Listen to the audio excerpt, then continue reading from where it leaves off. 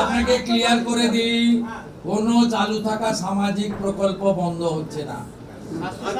কোন সামাজিক চালু থাকা প্রকল্প, এটা আমরা আমাদের কর্মসূচি মানে প্রচারকালীনও বলেছি,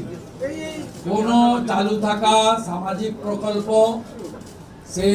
30 বছর আগের হতে পারে, 10 বছর আগের হতে পারে, কোন সামাজিক প্রকল্প আমরা বন্ধ করছি না। আমরা পেপারলেস অফিসও করব, আমরা সমস্ত পোর্টালগুলোকে আপডেটও করব এবং সমস্ত বেনিফিশিয়ারি ডিবিটির মাধ্যমে, যেটা নরেন্দ্র মোদীজির নেতৃত্বে দেশের সরকার করেছে,